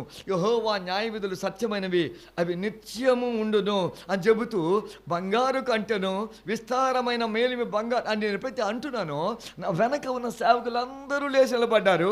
మేమందరం కలిసి అలా వాక్యం చెప్పాం. అంతే, ఆ వాక్యం ముగించే లోపట పరలోకముందు నా బురద అంతా పోయి స్వచ్ఛమైన వాతావరణం వచ్చింది. దేవుని మాటలు ఆత్మతో చెప్పగలిగాను. అమ్మ నా మాటలు అర్థమవుతున్నాయి, నా మాటలు అర్థమవుతున్నాయి. ప్లీజ్, నా మాటలు అర్థమవుతున్నాయి. ఏది పడితే చెప్పకూడదు, నోటికొచ్చింది చెప్పకూడదు, ఆలోచించి చెప్పకూడదు. దేవుని ఆత్మ ఏం చెప్పంటుంది, కరెక్షన్ ఏంటి? ఆ మాటలు నా వెనుకున్న వాళ్ళందరూ లేచి చెప్పగానే అంటే వాతావరణం అంత క్లారిటీగా అయిపోయింది. సాతాను ఏం చేస్తారు తెలుసా? కొంతమంది ఏం చేస్తారంటే చెరువులో చేపలు పట్టాలంటే చెరువులో ముందు బురద చేసేస్తారట. అప్పుడు చేపలన్నీ ఎక్కడికి వస్తాయి? పైకి వస్తాయి. అప్పుడు పట్టుకుంటారట. మన జీవితం కూడా అలా చేస్తుంది. ప్రార్థన లేకుండా, వాక్య ధ్యానం లేకుండా, పరిశుద్ధత లేకుండా, ఉపవాసం లేకుండా, సంపూర్ణమైనటువంటి నిశ్చయత నిజాయితీ లేకుండా మనల్ని బురద చేసి, కన్ఫ్యూజన్ చేసి, కలవరం చేసి ఎక్కడ కొట్టాలో అక్కడ కొడుతుంది శత్రువు. ఇక నీకేం చేస్తాను తెలుసా? నువ్వు ధ్యానం చేయి, రాత్రింపగలు ధ్యానం చేయి, ప్రియమైనదిగా ఎంచుకో, దాన్ని ధ్యానం చేయి, దాన్ని చదువు, దానికి లోబడు. అప్పుడు అతడు చేయనిదంతా ఏమైపోతుంది? దేవుని సేవకుడు అంటే దేవుడు చెప్పింది చేసేవాడే దేవుని సేవకుడు. మరి సాతాను సేవకుడు సాతాను చెప్పింది చేసేవాడే సాతాను సేవకుడు. నేను దేవుని సేవకుడిని అయితే దేవుడు చెప్పిందే చేయాలి. ఇతరులను చూసి కాపీ కొట్టొద్దు. అతను చేయి పెడితే పడిపోతుంది కదా, నేను కూడా చేయి పెడతాంటే ఆడి పడిపో, ముందు నువ్వు పడిపోతావు. ఆ దయ్యాలు నీకు వస్తాయి. నీ పిలుపేంటి? నా పిలుపేంటి? దేవుడు నన్ను పిలిచిన పిలుపేంటి? నాకు ఇవ్వబడిన కృప ఏంటి? నాకు ఇవ్వబడిన పరిమాణం ఏంటి? అది గ్రహించి దేవుడు నన్ను వెళ్ళమన్న త్రోవలో వెళితేనే నాకు ఆశీర్వాదం. నేను ఎప్పటిదాకా అనుకుంటా ఉంటారు, పరలోకంలో ఎవరు జిరాక్స్ కాపీలు ఉండరు, అందరూ ఒరిజినలే ఉంటారా? జిరాక్స్ కాపీలు ఇక్కడ ఉంటారా? ఏమండి, చూచి కాపీ కొట్టి పాస్ అయిన ఇంజనీరింగ్ స్టూడెంట్ ఇక్కడ ఉంటారు, కానీ పరలోకంలో ఉండరు వాళ్ళు. దేవుడు చెప్పింది చేసేవాడు దేవుని సేవకుడు. పిలిచింది దేవుడు, నన్ను ఏం చేయమంటావు ప్రభా అని చెప్తాడు, చెయ్యంతే. అది ఎక్కడ దీంట్లో దొరుకుతుంది నీకు? దేవుని మనసు, దేవుని గ్రహింపు, దేవుని ఆలోచన దీంట్లో దొరుకుతుంది. ఒక యవనస్తున్న ఎదుగు వచ్చి, సార్ దేవుని చిత్తం చేయాలని ఆశ ఉంది సార్, కానీ ఎలా తెలుసుకోవాలి? నేను చెప్పాను, రీడ్ యువర్ బైబిల్. బైబిల్ చదువు, బైబిల్ చదువు, ప్రతిరోజు బైబిల్ చదువు. అందులో దేవుని మనసు ఏంటో, అనుకూలమును ఉత్తమమును సంపూర్ణమైన దేవుని చిత్తం ఏంటో నీకు అర్థమవుతుంది. బైబిల్ చదివేవాడికి అర్థమవుతుంది, చదవకపోతే. రెండవది ఏం చెప్పాడో చెప్తాను. దేవుడు ఏం చెప్పాడు తెలుసా? మొదటిది ధ్యానం చేయమని చెప్పాడు. రెండోది ఈ మాటలు నీ నోట్లో ఉండాలి. అంటే హృదయంలో ఉంచుకున్న, హృదయంలో నుంచి నోట్లో ఉండాలి, పలకాలి. ద్వితీయోపదేశకాండం 6వ అధ్యాయం. ద్వితీయోపదేశకాండం 6వ అధ్యాయం 4 నుంచి చదువుకుందాం. ఇజ్రాయేలు వినుము, 6వ అధ్యాయం 4వ వచనం. మన దేవుడని యెహోవా అద్వితీయుడగు యెహోవా, నీ పూర్ణ హృదయముతోను, నీ పూర్ణ ఆత్మతోను, నీ పూర్ణ శక్తితోను నీ దేవుడని యెహోవాను ప్రేమింపవలెను. నేడు నేను నీకు ఆజ్ఞాపించి ఈ మాటలు నీ హృదయములో, పైన చూసా, ప్రేమింపవలెను, కింద చూస్తున్నా, ఉండవలెను. నీవు నీ కుమారులకు వాటిని అభ్యసింపచేసి నీ ఇంట కూర్చుండునప్పుడు, త్రోవను నడుచున్నప్పుడు, పండుకున్నప్పుడు, లేచున్నప్పుడు వాటిని గూర్చి మాటలాడవలెను. ఏమని చూసాం? మాటలాడవలను. సూచనగా వాటిని చేతికి కట్టుకొనవలెను. అవి నీ కన్నుల నడుమ భాషముగా ఉండవలెను. నీ ఇంటి ద్వార బంధముల మీద, నీ గౌన్ల మీద వాటిని వ్రాయవలను. This are all action words. And do it, do it, do it. కళ్ళకి కనపడాలి, చెవికి వినపడాలి, నోటితో మాట్లాడాలి, అవి నువ్వు కాళ్ళతో నడవాలి. నీవు చూసినా లేచినా నీకు దేవుని మాటలు కనపడాలి. అయ్యా నా మాటలు అర్థమవుతున్నాయా? ఒకసారి హల్లి చెప్తారా? త్వరగా ఉండాలి. చెప్పేటప్పుడు చెప్పేవాడిని చూడాలి, తర్వాత చదివేటప్పుడు బైబిల్ చదవాలి. ఉల్టా చేయకూడదు. ఉల్టా అంటే చెప్పేటప్పుడు బైబిల్ చదువుతున్నప్పుడు పైకి చూడాలి, ఉండదు. కొంచెం త్వరగా ఉండాలి. ప్లీజ్ నా వైపు చూడండి ప్లీజ్. నా టైం అయిపోతుంది కదా. నీ కంటికి కనపడాలి, చెవికి వినపడాలి, నోటితో మాట్లాడాలి, హృదయంలో ఉండాలి. నడుస్తూ దాని గురించే ధ్యానం చేయాలి. పిల్లలకి చెప్పాలి. కంటికి కనపడాలి. ఒక్క నిమిషం, నువ్వు కళ్ళు మూసుకుంటే ఏం కనపడుతుంది చెప్పు? నీ కళ్ళలో ఏమొస్తున్నాయి చెప్పు? కొంతమందికి ఇలా కళ్ళు వస్తూ ఉంటాయి. ఏంటి తెలుసా? కళ్ళలో నడిచిపోతుంటే కింద డబ్బులు దొరికినట్టుగా, ఆ డబ్బులు పట్టుకొని లెక్క పెడుతుంటే తెల్లారిపోయినట్టుగా. అంటే ఏంటి తెలుసా? దినమంతా డబ్బుల గురించి ఆలోచించాడు. రాత్రి డబ్బులు రాకపోతే ఏమొస్తాయి? ఇంకా డబ్బులు రాకపోతే ఏమొస్తాయి? ఒకడు హృదయం దేనితో నింపబడిందో ఆ మాటలే బయటకు వస్తాయి. కళ్ళతో దేనితో చూసావో అదే బయటకు వస్తాయి. చాలా మంది గడిపేది ఏంటో తెలుసా? They spend more time with their smart phone. ఒక ఇంట్లో భార్య భర్తలు కొట్లాడుకుంటున్నారు. పాస్టర్ గారిని రమ్మన్నారు. పాస్టర్ గారు వెళ్ళారు. ఇలా కళ్ళు మూసుకోగానే పాస్టర్ గారు కనపడతా ఉంది. భార్య భర్త ఉంది, మధ్యలో ఒక దయ్యం ఉండి ఎగురుతూ ఉంది. మీరు రాత్రిపూట ఇంటర్నెట్ చూస్తారా? చూసింది చేస్తాం. అందుకే దయ్యం వచ్చి మీ జీవితాన్ని అతలాకుతలం చేస్తుంది. మీ జీవితాన్ని పాడు చేస్తుంది. ఏం చేస్తున్నావు? ఓ సేవకుని అడిగారు, సార్ మీరు ఎప్పుడు లేస్తారు సార్? 8-9 గంటలు లేస్తారు. ఎప్పుడు పండుకుంటారు? 2 గంటలు 3 గంటలకి. మరి 3 గంటలకి ఏం చేస్తూ ఉంటాం? చూస్తూ ఉంటాను సార్. ఇది చూడటమా? ఇది చూడటానికి నేను ఉదయం 2 గంటల వరకు ఉండాలా?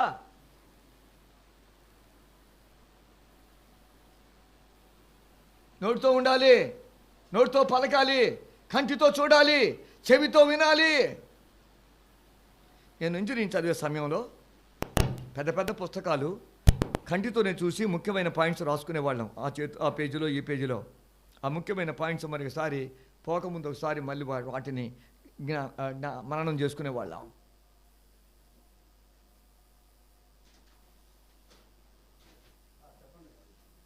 మీరు నా వైపు చోట్ల ఆయన వైపు చూస్తున్నాడు. నాకంటే ఆయన గ్రేట్లా కనపడుతుంది. కంటితో చదివి ఈ పేజీలో ముఖ్యమైన పాయింట్స్ రాసుకునేవాడిని. ఈ పేజీలో రాసుకొని ఆఖరి ఎగ్జామ్ పోకముందు ఆ పాయింట్స్ అని నోట్ చేసుకునేవాడిని. బైబిల్ కూడా కంటితో నేను చదవటం మొదలుపెట్టాను. ఒక అన్న నా దగ్గరికి వచ్చి, తమ్ముడు బైబిల్ అలా చదవద్దు తమ్ముడు అని చెప్పాడు. మరి అలా చదవాలి, నువ్వు గట్టిగా నోరు తెరిచి చదువు అని చెప్పాడు. అవును, గట్టిగా ఎందుకు చదవాలి? నా బలవంతా ఎందుకు రా చేసుకోవాలి? అట్లాగే తమ్ముడు, నువ్వు చదువుతుంటే కంటితో చూస్తున్నావు, నోటితో పలుకుతున్నావు, పలకబడిన మాటలు నీ చెవులు వింటున్నాయి. అవి లోపలికి పోతాయి, నీ అంతర్గత అవయవాల్ని శుద్ధి చేస్తాయి. నీకు తెలుసా, అప్పటి నుంచి ఇప్పటి దాకా బైబిల్ గట్టిగా చదవటం నాకు ఇష్టం. అలా చేయటం ద్వారా ఆరోగ్యము ఫుల్లు, మెడికల్ బిల్లు నిల్లు. ఇప్పుడు కొట్టాలి. ఆరోగ్యము నాకు నిల్లు అనబడుతుంది. మీకు ఆరోగ్యము, మెడికల్ బిల్లు. నా నోట్లో దేవుని వాక్యం ఉండునుగాక, నేను ప్రవచించుదురుగాక, ప్రకటించుదురుగాక, నేను దేవుని మాటలు దేవోక్తులాగా పలుకుదునుగాక, నా కన్నులు చూచునుగాక, అలంకరింపబడ్డ రాజును చూచునుగాక. కన్నులు 2 పనులు చేస్తాయి. 1 చూస్తాయి, 2 కన్నీరు కారుస్తాయి. నేను అలంకరింపబడిన రాజు చూడాలి, నశించు ఆత్మల గురించి కన్నీరు కార్చాలి. మీకు విషయం చెప్పనా?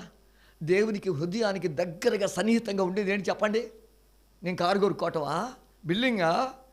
పెద్ద చర్చి కట్టుకోవటమా? ఏంటి చెప్పండి? దేవునికి ఇష్టమైంది, సంతోషాన్ని కలిగింది ఏం చెప్పండి? ఒక పాపి రక్షించబడితే పరలోకంలో దేవునికి, ఇదిగో నీ కొరకు నా ప్రాణమంతా పెట్టాను, రక్తమంతా కార్చాను, మొత్తం కార్చేశాను, ఇంత ప్రేమించాను, నువ్వు నా కొరకు ఏం ప్రేమిస్తున్నావు చెప్పు? ఏం చేస్తున్నావు? నేను చాలా ప్రేమిస్తున్నావు ప్రభా, బోళ్ళు అంత ప్రేమిస్తున్నావు ప్రభా. ప్రేమిస్తే ఎవరికైనా పైన పక్కకి వెళ్ళి వాళ్ళకి నా ప్రేమ గురించి చెప్పావా? సాక్ష్యం చెప్పావా? యేసే ప్రేమ గురించి చెప్పావా?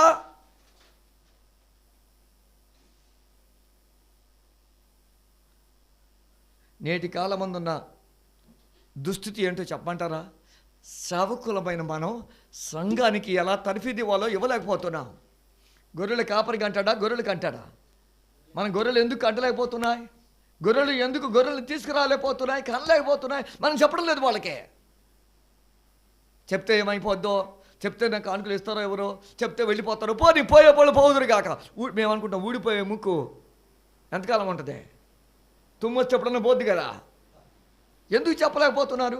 నేను ఆయా చోట 1000 మంది తర్ఫీ చేశాను, బహుశా 100 మంది కంటే ఎక్కువ మంది నేను పాస్టర్కి వెళ్ళాను.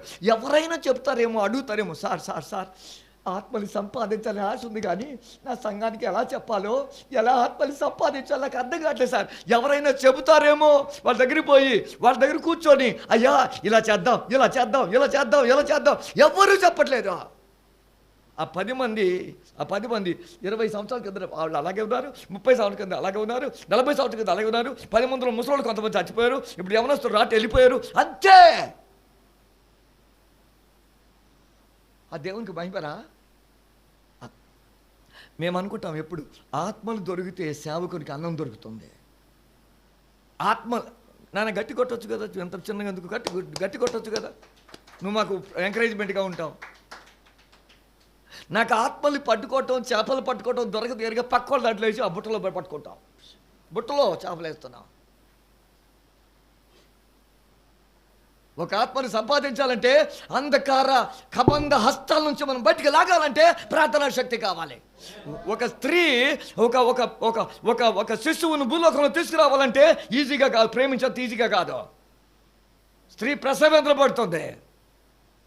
ఏ స్త్రీ అంటే చెప్తుంది, ఈ లోకానికి ఒక శిశువు వచ్చిందంటే అయ్యి బాబోయ్, ఆ నొప్పి, ఆ బాధ, ఆ వేదన, అందుకే దాన్ని ప్రసవేంద్ర అంటారు. ఎంత కానీ ఆ శిశువుని చూస్తే అంత మర్చిపోతుంది. మన బిడ్డలకు మనం చెప్పుకోలేకపోతున్నాం, విశ్వాసం చెప్పుకోలేకపోతున్నాం. ఏమండి, ఆ చిన్న చిన్న టీవీలు చూసి జీవితాలు మారిపోతున్నాయి. పిల్లల్లోనే కోపం వస్తుంది, అసహనం వచ్చేస్తుంది, వైరాగ్యం వచ్చేస్తుంది, ఎదురుతిరగం వచ్చేస్తుంది, అపనమ్మకం వచ్చేస్తుంది, రెబెలియస్ స్పిరిట్ వచ్చేస్తూ ఉంది. కానీ తెలుసు అవన్నీ చూడటం వల్ల మనం ఎందుకు చెప్పుకోలేకపోతున్నాం? నేను అనుకున్నాను బహుశా ఇదే ఆఖరి తరమేమో. మన తరువాత తరం వారు భక్తి చేయటం దాదాపు శూన్యం, అసాధ్యం.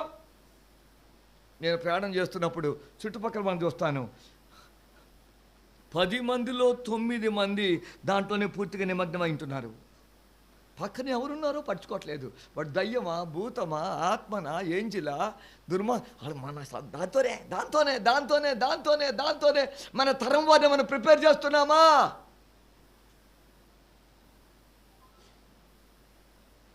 మొదటిది ధ్యానం చేయాలి, రెండవది ఏం చేయాలో చెప్పాడు, అది నీ నోట్లో ఉండాలి. నువ్వు బోధించాలి, నువ్వు చెప్పాలి, నువ్వు మాట్లాడాలి, నువ్వు పలకాలి, నువ్వు పిల్లలు చెప్పాలి. ఇంట్లో బయట వెళ్తుంటే వస్తుంటే పోతుంటే ఆ నీ నోట్లో నీ దేవుని మాటలే ఉండాలి. ఏది అడుగుతున్నావో నీ సొంతమవును గాక, ఏది ప్రార్థన చేస్తున్నావో దేవునికి ఇచ్చును గాక, ఏది రోధిస్తున్నావో నీ సొంతమవును గాక, నువ్వు అడిగింది నీ సొంతమవును గాక, నువ్వు ప్రార్థించింది నీకు స్వాస్థ్యముగా ఇవ్వబడును గాక, నీ సొంతమవును గాక. మన దేవుడు ఇచ్చే దేవుడు, ఇచ్చట్లో ఆనందించే దేవుడా? మన దేవుడు తన సేవకుల్ని ఘనపరచుటలో ఆనందించే దేవుడా? సేవకుల క్షేమాన్ని చూసి ఆనందించే దేవుడా? నేను ఒక ఆమె నాకు ఇల్లు కట్టుకుంటానికి 1000 రూపాయలు ఇచ్చేది. మేము చేసిన పెద్ద పొరపాటు ఏంటంటే ఆమెను ఫ్యామిలీని తీసుకొచ్చి మంచి బిర్యానీ చేసి పోయేటప్పుడు బట్టలు ఇచ్చాం. అప్పటి నుంచి ఇవ్వడం బంద్ చేసింది. నేను వదిలిపెడతానా? నేను వదిలిపెట్టలేదు. ఆమెను అడిగాను మొత్తానికి, అమ్మ మీరు మాకు 1000 రూపాయలు దేవుని సేవకుడు ఇచ్చేవాళ్ళు, మరి ఇప్పుడేంటి అమ్మ అలా చేశారంటే, అయ్యగారండి మా ఇల్లు కంటే మీ ఇల్లే బాగుందయ్యా అని చెప్పింది. అమ్మ ఇది ఇప్పుడు కట్టుకున్నాను, దీన్ని కూడా మీరు ఇప్పుడు ఇచ్చారు, మీరు 30-40 సంవత్సరాల కింద ఆ రోజుల్లో అది గ్రేట్ అంటే ఎంత చెప్పినా ఆమెకి ఎక్కలేదు. అంతే. అంటే కొంతమంది ఎలా ఉంటారంటే పాస్టర్ అంటే మనకంటే తక్కువ ఉండాలి, మనం వేస్తే ఆ ముక్కలు తిని బతికే వాడిగా ఉండాలి, వేసు రక్తం చేయాలి. అలాంటి వారి మైండ్ సెట్ నశించును గాక, ఆలోచన పరిధి నశించును గాక. దేవుడు క్షేమం ఇచ్చే దేవుడు, ఆరోగ్యం ఇచ్చే దేవుడు. పనివాడు జీతానికి నువ్వు ఇవ్వకపోతే ఇంకోరు ఇస్తారంటే, మనుషులు ఇవ్వకపోతే పక్షులు తీసుకొస్తాడా? నా నోట్లో దేవుని వాక్యం ఉండునుగాక. నా చాలామంది దేవుని వాక్యాన్ని కలిపి చేర్పేవారిగా ఉన్నారు. ఒక ఆయన చెప్పాడు, దేవుడు నాతో చెప్పాడు, మన సంవత్సరంలో ఈ చర్చిలో వచ్చిన వారందరికీ ఈ సంవత్సరం లోపల దేవుడు కారిస్తా అని చెప్పాడు. ఏమంటే దేవుడు కారిస్తా అని చెప్తాడా? పాప ఈయన కారులో వస్తుంటే పక్కనే ఫ్యామిలీ ఆ స్కూటర్లో నుండి వర్షం వస్తే తడుచుకుంటూ వచ్చారట. చూసి తన ఉద్యోగం కరుక్కుపోయింది. దేవుడు నాకు చెప్పాడు. ఎందుకు దేవుడు చెప్పాడు? అన్యాయం కదా. దేవుడికి చెప్తాడా కారిస్తానే? దేవుడు కారిస్తా అని చెప్తాడా? తప్పకుండా చర్చి నిలిపోద్దా? దేవుడు చెప్పకుండా ఎందుకు చెప్పాలి? ఏదో ఆశ, డబ్బు ఆశ, ఏదో ఆశ, వాళ్ళ బాధలు వాళ్ళకు ఉంటాయి. యాశువా, నువ్వు ధ్యానం చేయాలి, నువ్వు బలవంతుడు అవుతా, బలహీనతలో బలపరచపడతా, నిబ్బరంగా ఉంటా. రెండోది, నీ నోట్లోంచి మాట కుడికి కానీ ఎడమకి కానీ తొలగిపోకూడదు. దాని ప్రకారం చేయాలి. మూడవది, ఇందులో ఉన్న దాని ప్రకారం చేయుటకు జాగ్రత్త పడు. నేను ఎప్పుడు అనుకుంటూ ఉంటాను, అందరికీ హ్యాపీ బర్త్డే అంటే ఎంత ఇస్తామో పాట పాడుకోవచ్చు, హ్యాపీ బర్త్డే టు యూ. నేను అనుకుంటాను, నేను చనిపోయిన రోజు అంటే నాకు చాలా ఇష్టం. ఎందుకు తెలుసా? నేను చనిపోతే నా చెత్త కిందికి వెళ్ళిపోతుంది, నా ఆత్మ పరలోకం వెళ్ళిపోతుంది. యేసయ్య సింహాసనం మీద ఉంటాడేమో, అటుపక్క పరిశుద్ధులు, ఇటుపక్క పాత నిబంధన కొత్త నిబంధన దూతలు ఉంటే నేను వెళ్ళి యేసయ్యని చూడగానే అమాంతం ఆయన 2 కాళ్ళు పట్టుకుంటాను. 2 కాళ్ళు పట్టుకొని, ప్రభువా ప్రభువా, ఇన్ని సంవత్సరాలు నిన్ను చూడకున్నా విశ్వాసంతో ఈ రోజు కొరకు ఎదురు చూస్తూ సేవ చేశాను, ఆశతో సేవ చేశాను, పరుగెత్తి సేవ చేశాను, ఉరుకురికి సేవ చేశాను, అరిపోయేటట్టు సేవ చేశాను. ఈరోజు ఎప్పుడు వస్తుందా ఎదురు చూస్తూ సేవ చేశాను. ఈరోజు నేను వచ్చాను. I'm happy. అసలు వస్తానో రానో, చేరినో మధ్యలో ఏమైపోతాను చాలా భయపడ్డాను. కానీ మొత్తాన్ని దగ్గరికి వచ్చానని ఏడుస్తుంటే దేవుడు నన్ను పైకి లేచి ఆయన కన్నీళ్లతో తుడిచి, రే నా కొరకు అరిగిపోయావు, నా కొరకు కష్టపడ్డావు, నా కొరకు ఇష్టపడ్డావు, ఇక నుంచి నీకు నాకు ఎడబాటు మళ్ళా నమ్మకమైన మంచి సేవకుడా. ఆ రోజు కొరకు ఎదురు చూస్తున్నానా? నా జీవిత యాత్ర ముగించాలని, నా తర్వాత నా కుటుంబం కూడా దేవుని సేవలో యోధురిత ప్రత్యక్షంగా పరోక్షంగా దేవుని సేవలో ఉండాలని ఆశ కలిగి ఉన్నాను. ఈ లోకంలో 5 అంకెల జీతం, లక్షల రూపాయల జీతం ఉన్నా ఏం లాభం? అదే ఏం లాభం? ఓ సేవకుడు తనకిద్దరు కొడుకులు, గోదావరికి అని అనుకుంటా, వీళ్ళిద్దరు ఏం చదువుతున్నారు, ఏం చేస్తారో అంటే, సార్ ఈ మొదట ఇంజనీర్ చేస్తాను సార్, రెండో వాడిని డాక్టర్ చేస్తాను సార్. అతను నిజమైన సేవకుడు కాదా? నిజమైన సేవకుడు కాదా? అయినో డాక్టర్ చేస్తావా? డాక్టర్గా చేసి నరకాన్ని పోయేటట్టు చేస్తావా? ఒక ఆయన అంటాడు, నేను ఇక్కడ పని చేస్తున్నా సార్, నా పిల్లలందరినీ సిటీలోనే ఉంచాను సార్, నేనే కష్టపడతాను సార్. అంటే దేవుని సేవలో ఉన్న శ్రమలో ఉన్న సౌందర్యం, మహిమ, ఆనందం ఆ పాస్టర్కి తెలియదు. సారీ, మనం మాట్లాడకపోతే బయట వాళ్ళు మాట్లాడుకోలేం కదా. నా పిల్లలు దేవుని సేవలో ఉందరుగాక, నేను సమర్పించాను, కానీ దేవుడు వారిని ఆకర్షించును గాక. ఎవరిని ఎట్లా పట్టుకోవాలో, ఎలా చేయాలో, ఎలా కొట్టాలో, ఎలా నడిపించాలో, ఎలా గాలవేయాలో ఆ దేవుడికి తెలుసు. దేవుడు అలా చేయను, దేవుడి చేతిలో పెట్టమే నా పని అంతే. ఇగో నా పిల్లల్ని చేతికి అప్పగించాను ప్రభు, నువ్వు చూసుకో. ప్రత్యేకమైన దూతల్ని బహుశా దేవుడు ఏర్పాటు చేస్తాడేమో ఎలాగైనా లాగటానికి. ఇదిగో ఏం చేయాలి? మొదటి ధ్యానం చేయాలి. రెండోది ఏం చెప్పారు? అది నోట్లో ఉండాలి, కుడి ఎడమకు తొలగిపోకూడదు. మూడవది, వాటి చొప్పున చేయుటకు నీవు జాగ్రత్త పడుము. ఏం చేయాలండి? ఏం చేయాలి? వాటి చొప్పున చేయుటకు నీవు జాగ్రత్త పడుము. వాటి చొప్పున చేయి. బైబిల్లో దీవెన ఉంది. నాకు ఎప్పుడు దీవెన వస్తుంది తెలుసా? దేవుడు చెప్పినట్టు చేస్తేనే. బైబిల్లో బలం ఉంది. నాకు ఎప్పుడు బలం వస్తుంది తెలుసా? దేవుడు చెప్పినట్టు. బైబిల్లో ఆరోగ్యం ఉంది. ఎప్పుడు వస్తుంది తెలుసా? దేవుడు చెప్పినట్టు నేను. From the beginning to the end of the Bible, మొదటి పేజీ నుంచి ఆఖరి పేరు, do it do it do it do it. నాలాగా చెప్తే సరిపోదు, మీలాగా వింటే కూడా సరిపోదు.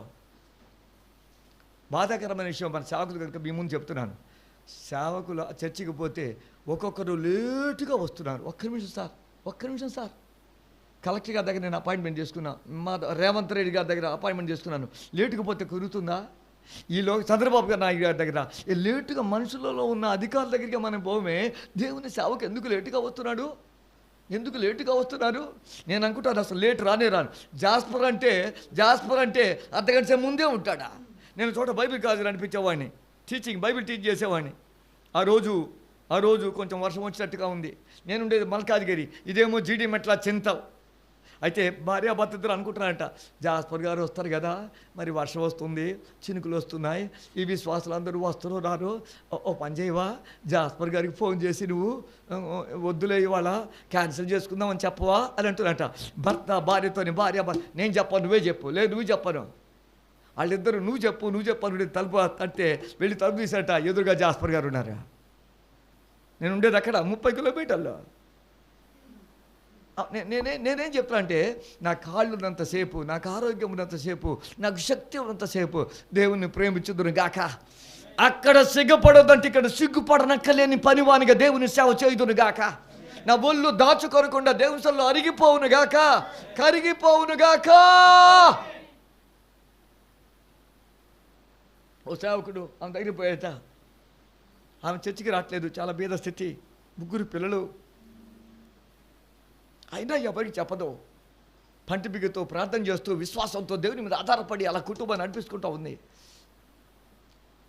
అమ్మ ఏంటి ఆరాధనకి రావట్లేదు, కూటానికి రావట్లేదు ఏంటమ్మా అంటే, పాస్టర్ గారండి నా చెప్పులు బాగా చినిగిపోయినాయి. ఆ కాలంలో ఆ ప్రదేశంలో షూ వాడతారు, షూ లేకపోతే బయటికి వెళ్ళటం చలికాలం చాలా కష్టం, అవన్నీ రంధ్రాలు పడి నా వల్ల కాదు అందుకంటే ఆమె చెప్పింది కూడా కరెక్టు. పాస్టర్ గారు ఇంటికి వెళ్ళి ఆమె గురించి ఉపవాసం ఉండి ప్రార్థన చేయడం మొదలుపెట్టాట. ప్రభువా దీనస్థితి నీవు సహాయం చేయి, 3 పిల్లలు కదా, ఈ శ్వాసంతో పడుతుంది, చలికాలంలో షూ లేకుండా బయటికి రావటం ఇది మైనస్లో ఉంది కదా, అది కష్టం కదా ప్రభువా సహాయం చేయి అని ఉపవాసం ఉండి ప్రార్థన చేసి పట్టుపడుతున్నట. కొన్ని రోజులకి ఒక సిస్టర్ వచ్చి ఆ పాస్టర్ గారికి ఇది ఇచ్చింది. ఏమిచ్చింది సార్? పాస్టర్ గారండి నేను షూ కొనుక్కుందామని షూకి వెళ్ళాను, కొనుక్కొని తీసుకొచ్చాను, ఇంటికి వచ్చి ఒకటి వేసుకున్నాను, ఒకటి వేసుకుంటే సరిపోయింది, ఇంకోటి వేసుకుని తీస్తే అది కొంచెం పొడుగ్గా ఉంది, నాకు ఇది సరిపోవట్లేదు, ఎక్కువ అవుతుంది, అందుకే తీసుకొచ్చి ఇచ్చాను, తీసుకోని చెప్పాట. వెంటనే ఇంకా సహోదరిని పిలిచి ఈ షూ తీసుకువెళ్ళి ఆ యొక్క సహోదరికి ఇవ్వని చెప్పాట. ఆ సహోదరి ఇంటికి వెళ్ళి దేవుడు నీకు కొత్త షూ పంపించేస్తున్నాడు అని చెప్పాట. కానీ ఒక్క నిమిషం, ఒక షూ ఇంకో కాలు కంటే ఇంకో షూ కొంచెం పెద్దగా ఉందంటే, ఏ కాలు పెద్దగా ఉంది? ఎడమ కాలు. దేవుడి స్తోత్రం, నా ఎడమ కాలు కొంచెం పెద్దగా ఉంది, దేవుడికి తెలుసు కనుక దేవుడు ఎడమ కాలు పంపించాడని చెప్పాట. ఆ మాట నీకు అర్థమవుతుంది. మరి ఏం చేయాలి? Do it. ఇంకోటి చెప్తాను, ముందుకెళ్ళిపోతా. ఓ సహోదరి భర్త లేడు, ఒకతే సింగిల్ మదర్ అంటారు, పిల్లల్ని పోషించుకోవాలి, కష్టమవుతుంది. ఒకరోజు ఆ టీవీలో రేడియోలో వచ్చి నేను చాలా కష్టంలో కానీ నేను నమ్ముతున్నాను నా దేవుడు నాకు సహాయం చేస్తాడని. ఈ లోపల ఏమైంది తెలుసా?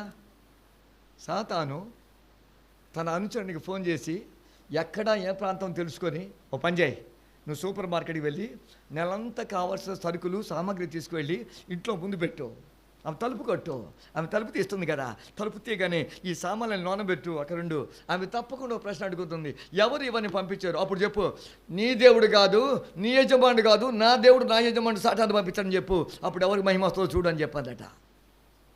అమ్మ నా మాట అర్థమవుతున్నాయా? తలుపు తట్టాడు, తలుపు తీసింది, అవన్నీ లోన పెట్టేసింది. ఆమె దేవునికి స్తోత్రాలు చెల్లిస్తూ ఉంది. హల్లెలూయా హల్లెలూయా, దేవానికి స్తోత్రాలు. ఎంతకీ ఎవరు తెచ్చేదని అడగట్లేదు, స్తోత్రాలు చేస్తుంది. హల్లెలూయా స్తోత్రం, హల్లెలూయా స్తోత్రం. ఉండబట్లకి అమ్మా ఎవరు పంపించారని అడగవే. ఆమె చెప్పినట్ట, ఎవరు పంపిస్తే నాకేంటి, నా దేవుడు చెప్తే సాతాను కూడా లోపడాల్సిందే అని చెప్పిందట.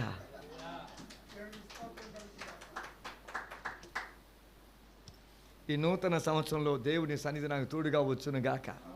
ప్రతి సమస్యని, ప్రతి అవరోధాన్ని, ప్రతి ఆటంకాన్ని యేసు నామములో ఎదురించుదును గాక. జయశాలిగా బ్రతుకుదును గాక, జయశాలిగా పైకొచ్చుదును గాక. అడుగు పెట్టిన ప్రతి స్థలం నా సొంతమును గాక. దేవుని వాక్యం ధ్యానించు నా మైండ్లో ఉండును గాక, నా నోట్లో ఉండును గాక. దేవుడు చెప్పినట్టు చేస్తూ దివ్య ఆశీర్వాదం పరలోకం నుండి కుమ్మరించబడును గాక. అలాంటి కృప దేవుడు మనందరికీ సమృద్ధిగా దయచేయను గాక. తల వంచండి, చిన్న ప్రార్థన చేస్తాను. ప్రేమ నమ్మకం గల మా తండ్రి, మా దేవా, నీ పాదాలకై వందనాలు స్తోత్రాలు. నీ సేవకుల కొరకు ప్రార్థన చేస్తున్నా. ప్రతికూల పరిస్థితుల్లో కూడా మీరు మాకు సహాయం చేశారు. నీ బిడ్డలు ఎంతో నాయన బిజీగా యాక్టివ్గా ఉన్నప్పటికీ కూడా ప్రభువా అవన్నీ వదిలిపెట్టి ఈ ప్రాంతానికి వచ్చారు, మీరు చెప్తున్నారు ప్రభువా.